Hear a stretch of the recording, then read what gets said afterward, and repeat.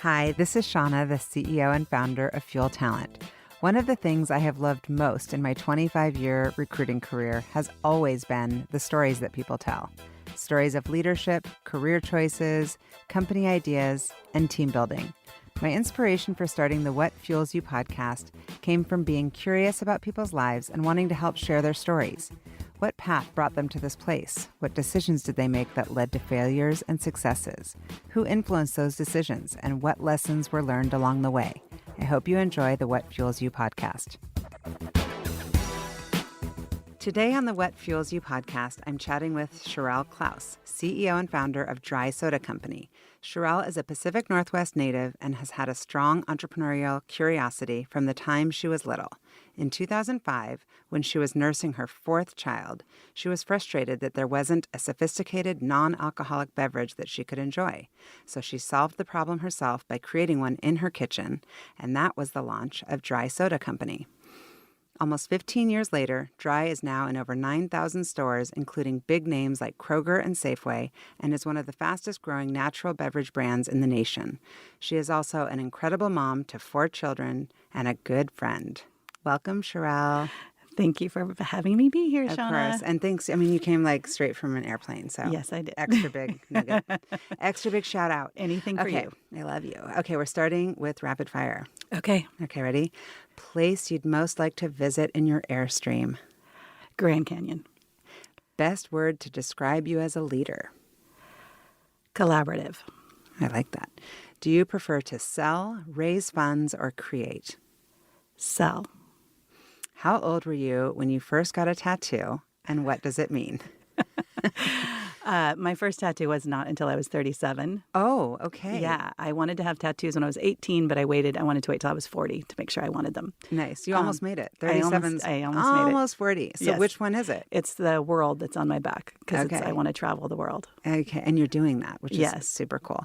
Favorite dish to pair with dry soda? Oysters with blood orange. Oh, nice. Dry sparkling. Okay, I wish I ate oysters. I do like the dry soda orange flavor, but I don't eat oysters. What else can I put with orange?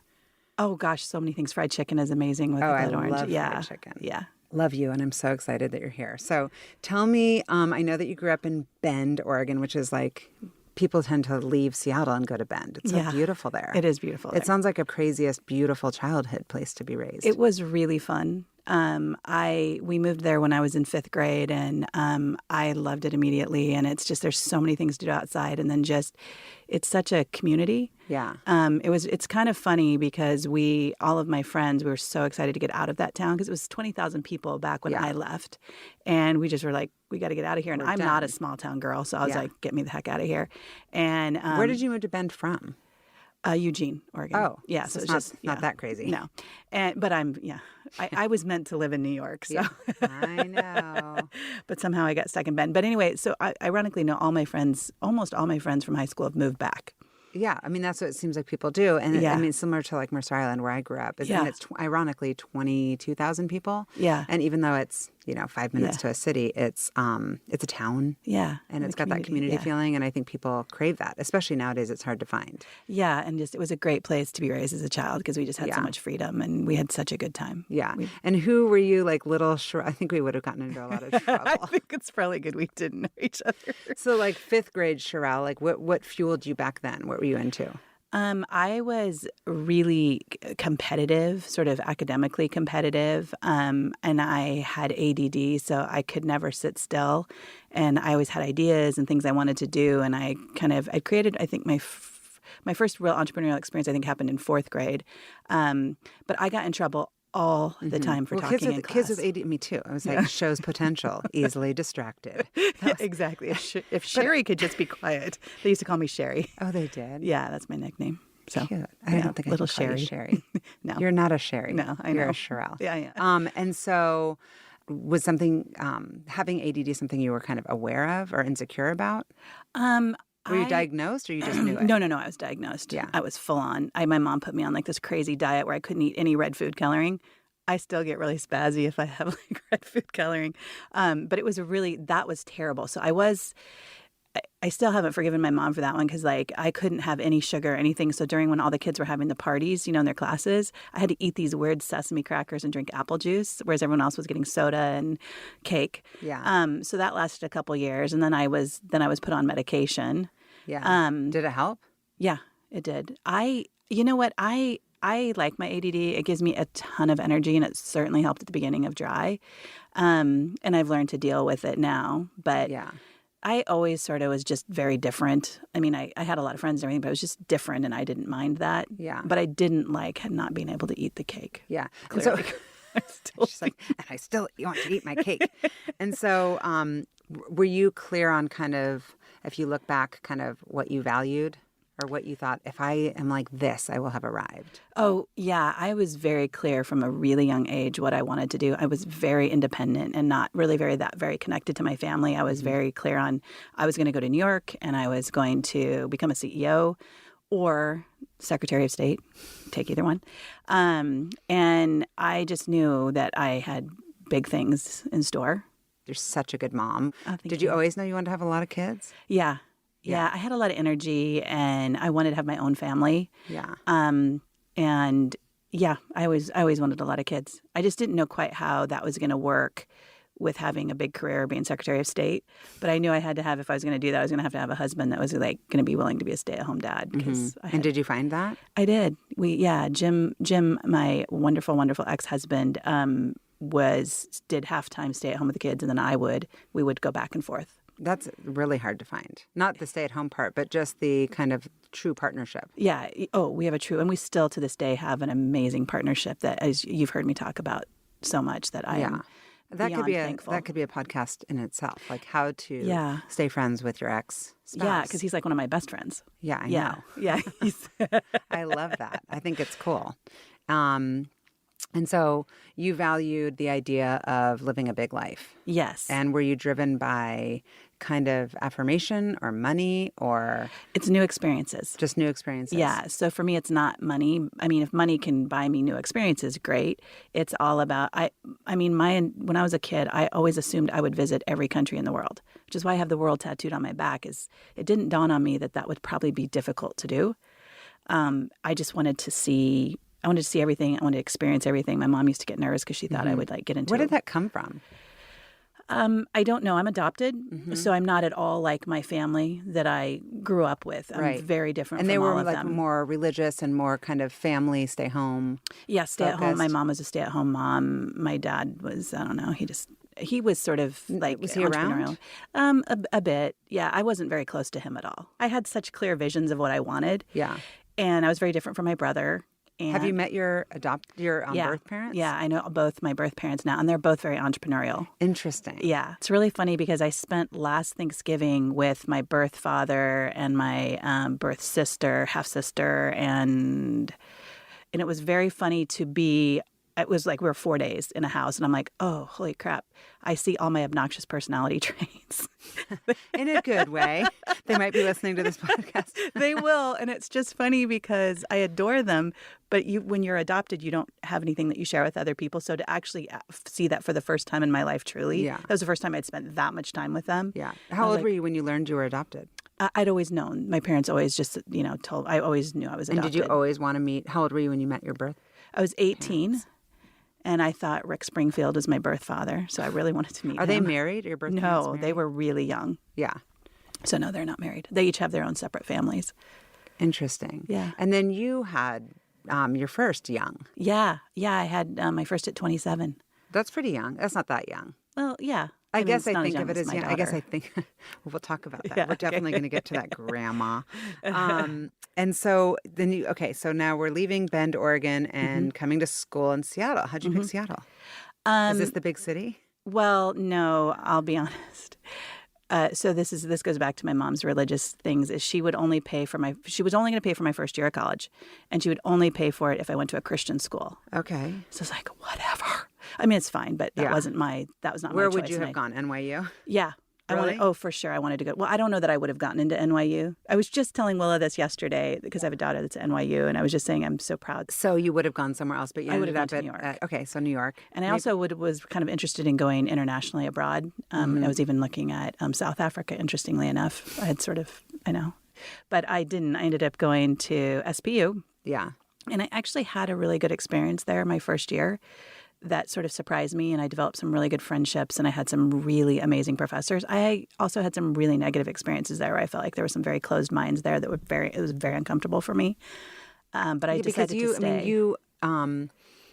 You're one of the most open-minded people that I know. Yeah. And so to be in an environment where maybe people were raised in homes that were more fundamentalist. Yeah. Kind of I got in a lot of fights with my classmates constantly. And So surprised that you spoke up. I know it's sort of shocking, but I did every once in a while. Yeah. And so you got married young and ended up finishing your degree. Did you get married I got married in between my sophomore and junior year. I was 20 years old. Wow. I got married 9 months from our first date. And so you got married, had your first at age 27. 27. Yep. And then 4 kids. Yeah. I mean, that's unbelievable. Where in there did you decide that you had the energy and time and resources to pursue your entrepreneurial? Because you had some roles and some jobs in between there. Yep. Yeah. What types of jobs were you doing? So when I got pregnant with Anna, I was working for Price Waterhouse. I was a consultant. And so when I lived in D.C. for 10 years. And during that time, I did public works, public-private partnerships, so different public works type things, airport privatization, things like that, which I thought was really interesting. It was sort of combined my love of entrepreneurial and politics.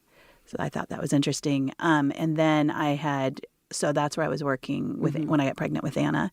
And then once I had Anna, I couldn't leave her. It was really weird. I went on maternity leave, and I was one of those women that just didn't come back. And I carried her into this restaurant in downtown Washington, D.C. to meet with my boss and just said, I'm sorry, I can't leave this baby.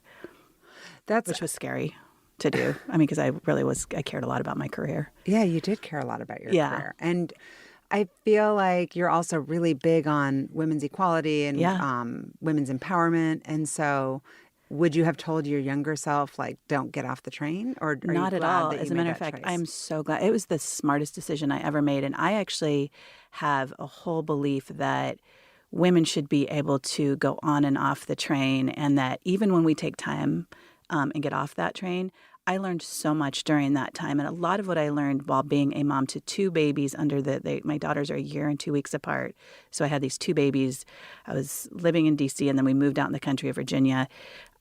I learned so much that has really helped me in my career: time management, multitasking, negotiation. And I think being a stay-at-home mom is an incredible experience, and it is one of the most things I'm proud of. And actually, if you ask me what I'm most proud of accomplishing in my life, it is teaching my 2 daughters to read. I sit down with them every day and went through this little reading book because I was homeschooling them, and I taught them to read. That is something that is incredibly inspiring, and I love what you talk about. And I also love kind of your positioning on it, because I feel like women are usually on one side. I'm a stay-at-home or I work.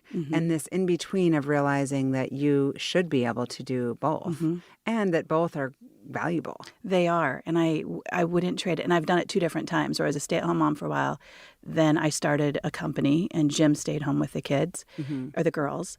And then when I got pregnant with my 3rd child, what was the company that you started before Planet Squid. It was a secured internet portal for 10 to 13-year-olds, and it was in the late 90s, just when things were getting started.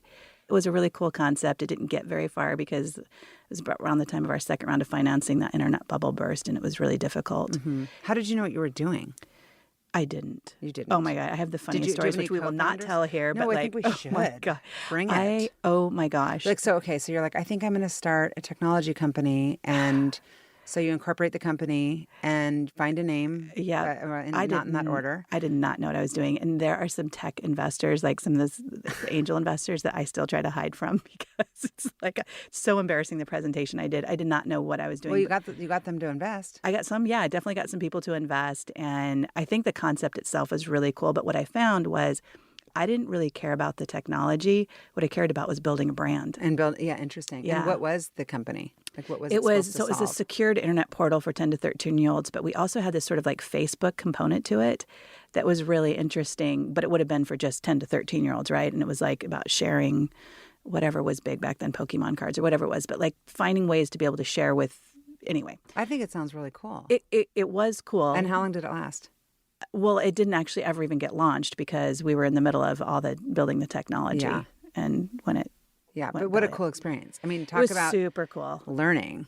Exactly. And I don't know, I don't think I could have done dry. I mean, I learned really important things. I learned I could raise money. And you also learned that you could be fearless. Yeah, right? That you're like, exactly. you're still alive, you're still standing, you're still breathing, you're still, you know, I have this funny thriving. story where, and we actually were at a dinner the other day where this guy was at, and he still acts like he has no idea who I am. But one time when I got a meeting, and it was with he was a VC in this town, and the email, I was reading down the chain of the email, and I realized that he had accidentally forwarded me this that he didn't mean to, but it basically said, I have no idea why we have to meet with her. This is ridiculous, but we're doing it as a favor for the attorney.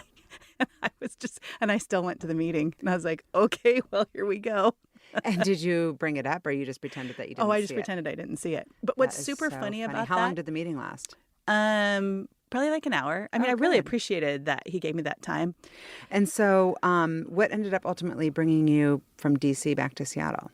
Well, we had the two babies, the two little girls, and it was getting really difficult, like to be so isolated from their grandparents because our families were both here.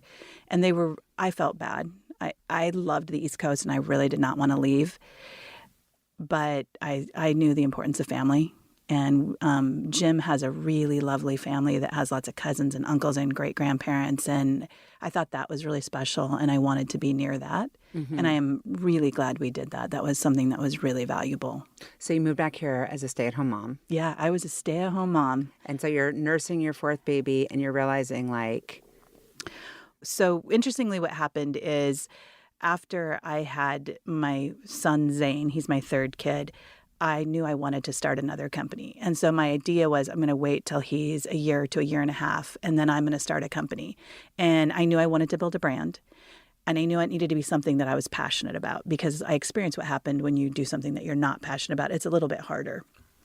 So I am passionate about, I'm a foodie. I am passionate about food and wine. And reading the New York Times dining section every Wednesday was my favorite thing. It was my favorite day of the week. And it was my creative outlet. As a stay-at-home mom, as you know, I have a lot of energy. It was very difficult for me just to be home. So I used to make these elaborate meals every night and do these big parties for my daughters where I would make all this food. That was my outlet. So Zane was 1.5, and I was getting ready to start a company, and then I accidentally got pregnant with Finn, who is my fourth. All 4 of my children were surprises. And so I was like, I don't even know what that means. It means not one of them was planned. They were all like, What they're does all planned accidents. mean? You're married. Well, I mean, yeah, but we weren't like, Okay. Okay. The kids like to ask which one was the worst accident. I'm like, you all are. Depends on the day. Exactly. Who's going to be nice to mommy today? Oh, that's hilarious. Okay, so these 4 accidents. Yes. So I had to wait. And then, the deal was I for sure was going to do it by the time Finn was 1.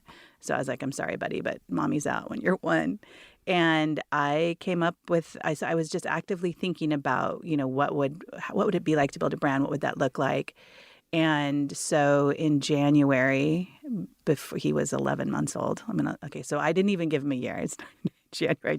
I am just now realizing that just now of the number of times I've told the story. I'm glad I can be helpful. So I lied to my baby.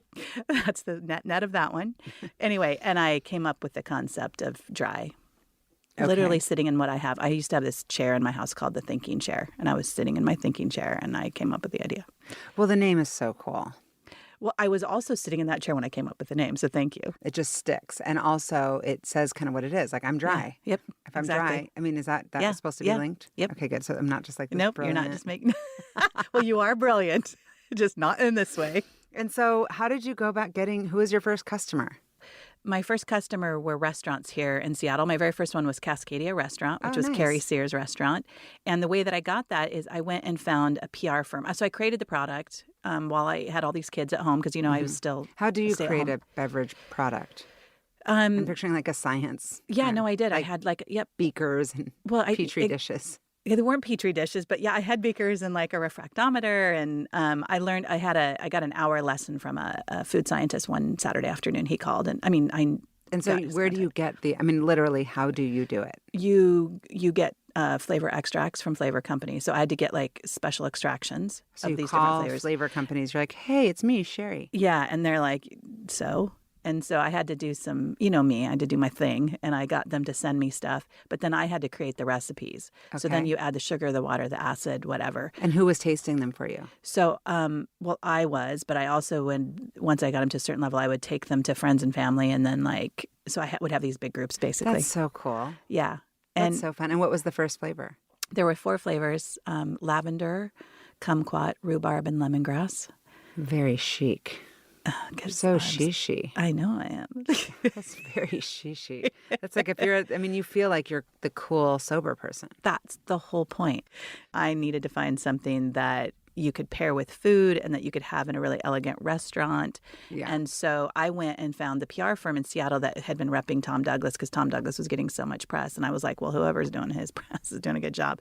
And it was Richmond Public Relations. And they actually got me my first 30 appointments with restaurants.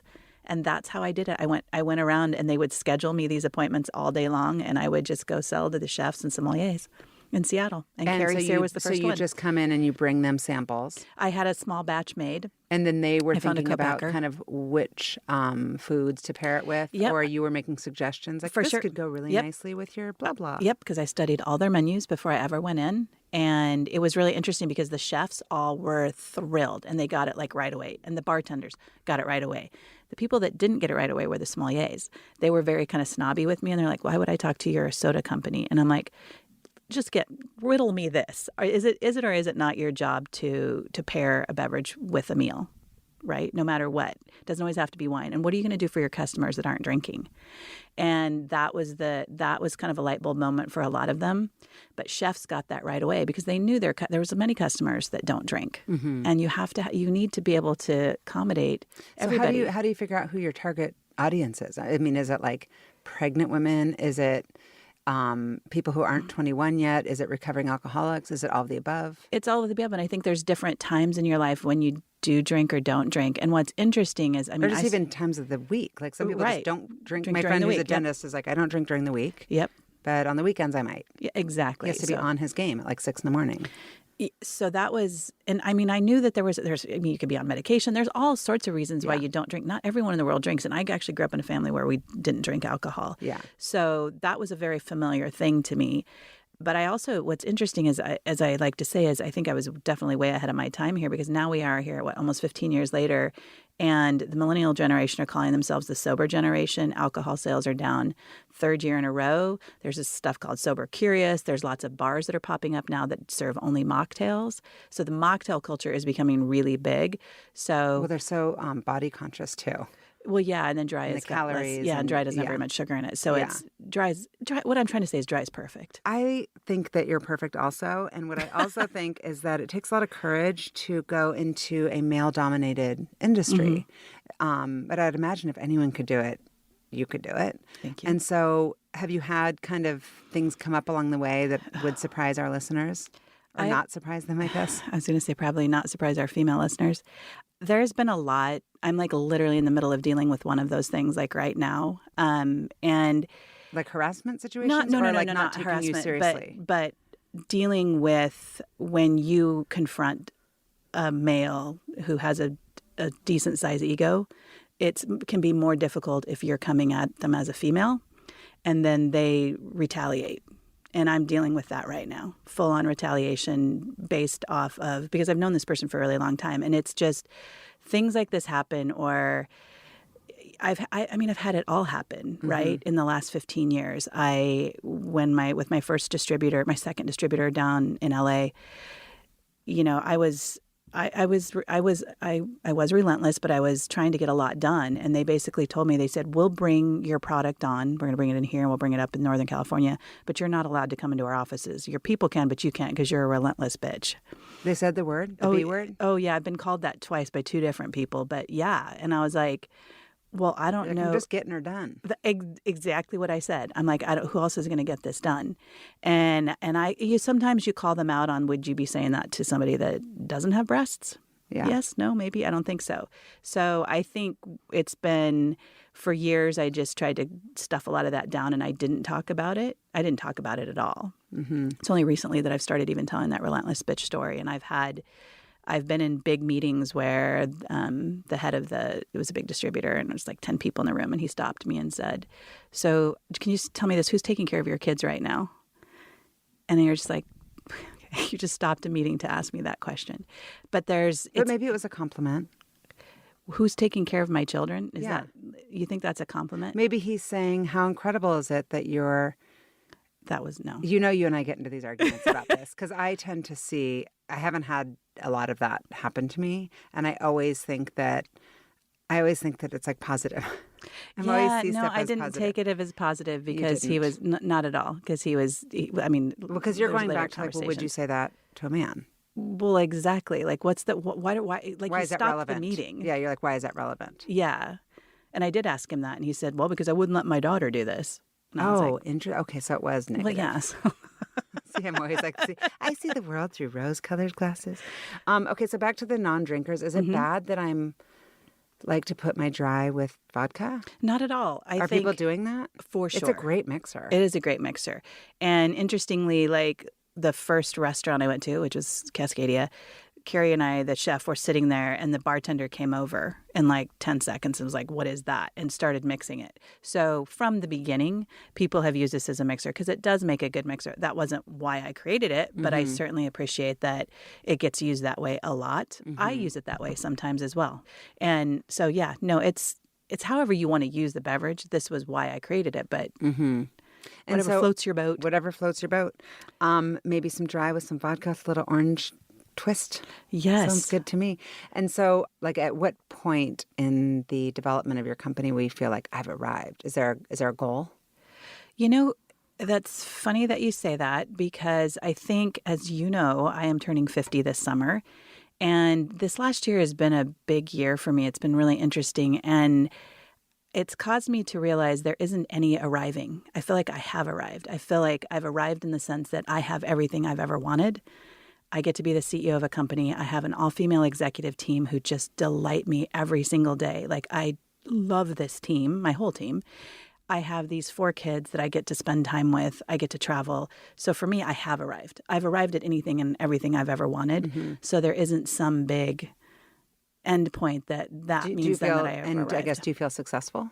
Oh, yeah. I feel very successful. I feel like I have the life I always dreamed of having. Yeah. I wake up literally every morning like, how did I get this life? Yeah. So I think that's a really, really good point because it is, first of all, a journey, like cheesy as it sounds, not a destination. But I do think that the older you get, the more you realize that. You're like, where am I trying to go? Well, and I've got it pretty good. I'm not wanting for anything. Well, and people ask me a lot, like, how do you have a work-life balance and all of that? And I think what I've really learned is about being super present. And I know I've talked to you about this before, is I am so keenly aware of how little time I have left with my sons. One's 15, one's 17. And I already have my daughters that are gone. And, well, one's coming back, but I have the 2 daughters that that are off to college. And I think because of that, I am just so present in my life now that I'm not thinking about that next moment. What is it that I'm trying to get to? I'm really enjoying dry right now. I am enjoying my kids right now. And there isn't anything that I am striving to get to, which was really funny. I had a whole conversation with a group of CEO founders last night when I was in New York around this. And some of them can't do that. Because I have one that he just sold his company. He's very successful. And now literally he had spent one weekend and now he's on to his next thing. And he was not understanding what I was saying. I understand what you're saying. It's easier said than done, though, the actual practice of it, right? So you're like, it's all about mindfulness and being conscious about being present. I mean, it takes I think it's because after many years at Dry, and last year was a pretty difficult year at Dry, I was really exhausted. I was exhausted and knew that I was really close to burnout. And I don't think that's something we talk enough about what that feeling feels like when you start to feel like you're getting burned out. It's What one of does the that reasons, feeling feel like? It's one of the reasons I decided to join EO. Just you're losing motivation. You're just feeling exhausted. You're feeling mentally exhausted. Mm-hmm. I think the weight, I just felt so weighty. And how did you get out of it? EO helped? Just having like the accountability, the support? That helped. I think it was just taking a step back. I had to take a step back and say, okay, I had brought some new team members in and knew I needed to bring even more new team members in and get focused more on what was that vision I had for the company, not so much the day-to-day of the heaviness of the day-to-day. And it was also my sons. At the end of the day, it was I'm just so ever present. And like my oldest son walks down the stairs in the morning when I'm having my coffee, and he comes around the corner, and it's just the greatest moment of my day. Like I can't get over it. And all I can think is there's so few of those left that it just causes me to be completely present. You're going to make me cry. Well, I feel it. I feel it. Like I just feel it. It's like there's just this is so cool. And like I was telling you, all 4 of my kids will be home tomorrow, and I could not be happier. I think that I'll give my sons a lot of credit for helping me feel very present. Yeah. And you know that I'm always in awe of this part of you, just the independence and the confidence. And it's real. I mean, because we talk openly about a lot of stuff. Yeah. But when do you feel scared? I feel scared. When I feel most scared is when I think, am I going to let this might sound stupid. Am I going to let my investors down? That doesn't sound stupid. I want to be successful for my investors now. It's become a lot more about them, success for them, because my daily success is not success for them. They need a payout. So I feel scared at times, like, am I doing enough to make sure that they're going to get their payout? Like I, as you know, I've talked about, I have one main investor who has been so incredibly supportive, and I care deeply about him having a success with this because he's believed in me. So that I get scared around that sometimes. I think that's probably the only time I get scared, real scared. Sometimes if I travel by myself and I go down a dark alley, sometimes I get scared. But that's the thing where I think I would feel I can get sort of overwhelmed, like just worrying, am I doing enough? Yeah. And I think it would be interesting for our listeners to also learn about the other side of you. Like, tell us about some of your work as your nonprofit and giving back interests and things that our passion plays outside of Dry and outside of the kids.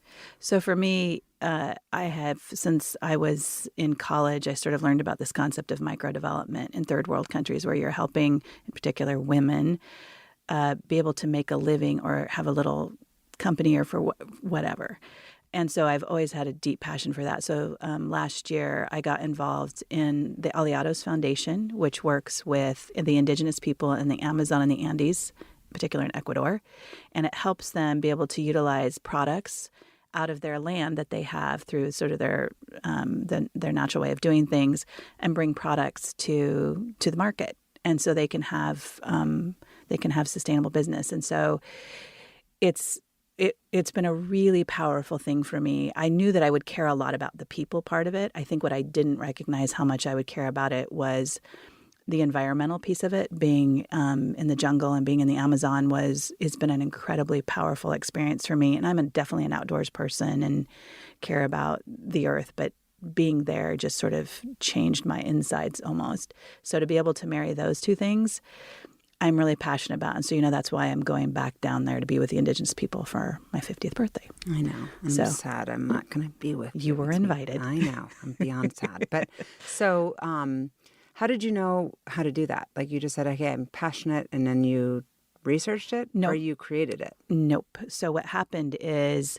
I had a pretty powerful moment and it was a year and a half ago when the whole immigrant children thing came up, the children at the border. It tore my soul apart, like in a way that I didn't know quite what to do about it. And I had this epiphany that day that I'm like, I need to give back. I need to truly give back in a very concrete way. And the very next day I had dinner with a friend of mine who started this foundation and started the company. As a matter of fact, the group I was with last night was how I met him, was through this Founders Forum group.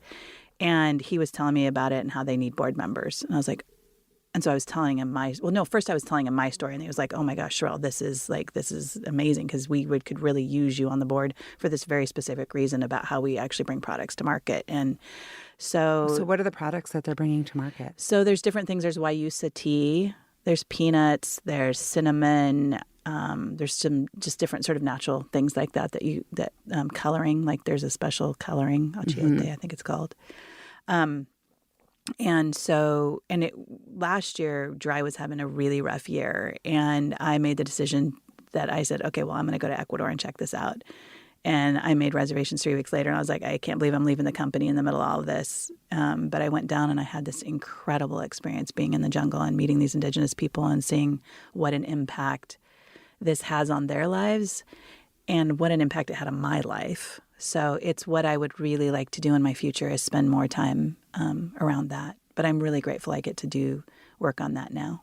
That's super cool. And also on your Airstream, which I'm super jealous of and want to go on. So you bought that. Yeah, I bought the Airstream, yep. And you like to spend time. I know that you like to travel by yourself. I do. What do you get out of that? For me, if I'm this curious, I'm sure there's other women or other people that would learn from that experience. So what I get out of it, as you know, I'm very extroverted, but I'm an extrovert that needs a lot of time alone. And it is just this opportunity to really hang out with yourself and just experience things. You experience things in such a deeper way to me when you're by yourself and you don't have any distractions. You're not just chit-chatting. You're like, I do a lot of international trips by myself, and I just get to do everything on my time at my speed. So like when I was in Kyoto during the Cherry Blossom Festival last year, I sat alongside a river for 3 hours. I couldn't do that if someone was with me, because who's going to sit by that river with me? But I was watching the cranes. I was watching the pretty girls going by in their dresses. They were all dressed up. And I just love that. And so with the Airstream, I can go out and after my experience, I came back from my experience in the jungle and realized how much I wanted to be out in nature, because that was also just filled me up in a way that I didn't realize it did. And so that's where the Airstream came in, so I can go camping by myself, because I am too scared to go camping in a tent. I'm not like Cheryl Strayed. I can't do that. But I have the Airstream. A lot of women I don't think would go just even in an Airstream by themselves. So the door locks, and I'm bringing the German Shepherd. But my dream is to actually, before I said the Grand Canyon, but really where I'd like to take my Airstream is to Patagonia. I'd like to drive it all the way down. So that, I don't know that I'll ever do that, but I think I might. That would be absolutely incredible. And so if you're not in the Airstream and you're not able to travel and you're not able to kind of get out of the city, how do you find kind of day-to-day time to unwind? I read. Yeah. So books are my favorite things that I have. I share that with my daughter Willa. It's something that's really special to us. We always go to bookstores. We were just at the Strand in New York. I like all kinds of books. Travel books, though, are some of my favorites. And I've been reading a lot about women who travel through countries by themselves. So I'm reading about a woman right now who's riding a motorcycle through Iran. Oh, wow. And so, as we've talked about Iran is a really important country to my family, and I'd like to. Yeah. I don't think I'd ride a motorcycle through it, though. I'm going to be honest. I'd take the Airstream, but I'm not taking a motorcycle. I'm not that brave. I don't even know if I'd go. I'd be scared. Yeah. And so also I want to know how becoming a grandma has changed you, because I'm tripped out. This is my favorite topic in the world. Being a grandma has been the greatest experience. And I'll talk about Gia in a minute. Gia Sharelle. She is my granddaughter. But it is watching my daughter become a mom I don't even have words for it. She's 22 years old. She was in college. She finished her college degree. She is now going to work for the Seahawks. She has made all of her dreams come true. I have watched her. All while being a mom, which is all while so being a cool. mom. And she is the most incredible mom. She is so in love with this child. And to watch her delight in Gia every single day, and to watch also these young women. So it was kind of this like crazy thing, right? She was a sorority girl that got pregnant by the football player, and that was supposed to be this big shameful thing. And to me, it was absolutely not. And I think it has been so beautiful to watch all of her sorority friends and everyone, and not just sorority friends, but guy friends and everybody come around Gia at the University of Oregon and help with her. And it like takes a village, and these kids are there. Gia's first birthday, there was 50 college kids at her birthday party, and they had their little meet and greet with their photos with Gia. And these are her people. That's so cool. And I'm like, I think we can all learn. And what a gift that you gave. That's from you. Well, I think we can all learn from my daughter that being a mom can come in very many different ways. And I think that sometimes we think younger moms. And being a family can come in different ways. For sure. And so to have watched that has been incredible. And Gia is one of the most secure, loving. I mean, she's just a really great kid. She's super easy. I think my daughter got very lucky there. But she's also incredibly secure. And I think that says a lot about my daughter and what kind of mom she is to her. So I don't know. It's as you know, has been just the greatest thing for me. And she's coming home tonight. And the other thing that happens when you have a grandchild is you fall in love with them. It's like falling in love. I think with our kids, we just instantly love them. And there's a very powerful love. This is a little bit different. It literally feels like falling in love. So as you know, I didn't date at all last year. Because I'm like, well, I'm in love. I don't need. I didn't want to leave Gia. There wasn't going to be any guy out there good enough for me to take time away from Gia, which is funny. That's the sweetest thing ever. Well, you've got so many things that you could say to this question, but I always ask at the end, what fuels you? What fuels me? Okay, there's two things. I'm going to say two things, and one of them is really super cheesy, but one is just new experiences. I love learning, and I love doing new things and seeing new things. That doesn't sound cheesy at all. That's not the cheesy one. Oh, I'm like, that's cheesy, me too. So cheesy ones, I'm cheesy. Cheesy one's coming up. So that fuels me. That is why, in my team fuels me because they teach me new things every day. Yeah. So the cheesy one is, I really get filled up just by laughing. As you know, I love to laugh. You've got a gut laugh. Well, we laugh a lot when we're together, yes. And I love laughing with my kids and my friends and at work. It's just a big part of my day. So that's my favorite podcasts are usually funny ones, and I like to laugh. So that fuels me. Because you're funny and you're fun and also super inspiring. And I always tell you this off the podcast, but on the podcast, I'm just going to say publicly, you always inspire me, always, truly. That's really kind of you. But you're just one of these people that you do you, how they say. You do you, and you do the mommy thing well, you do the work thing well, and I think anybody who could learn from you is lucky, for real. Thank you. That's very kind of you to say. You're welcome. Okay, bye. Peace. Peace out. Peace out. Thank you for listening to the What Fuels You podcast. Be sure to subscribe, rate, and review on iTunes, Google Podcasts, or Spotify, and follow us on social media to keep up with the latest news and episodes. You can also contact us at podcast@fueltalent.com to provide feedback, ask questions, and share topics or guests you would like us to cover in the future. We hope you feel inspired by our guests and that we have helped fuel your day. Join us next time for another episode of What Fuels You.